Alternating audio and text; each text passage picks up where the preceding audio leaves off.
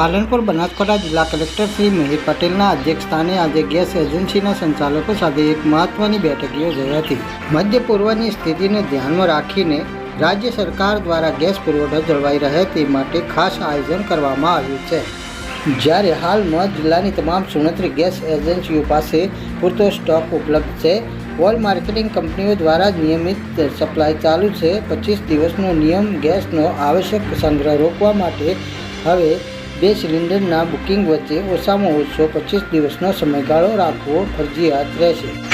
તેમજ અફવાઓથી સાવધાન રહેવા જિલ્લા કલેક્ટર શ્રી દ્વારા નાગરિકોને અપીલ કરવામાં આવી છે કે ગેસની અછત અંગેની કોઈપણ ખોટી અફવાઓ પર વિશ્વાસ ન કરે।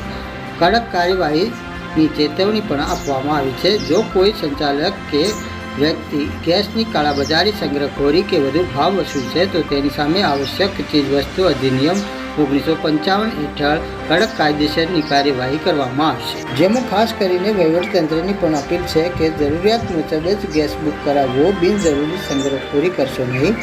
Gujarat national news, Banaskantha.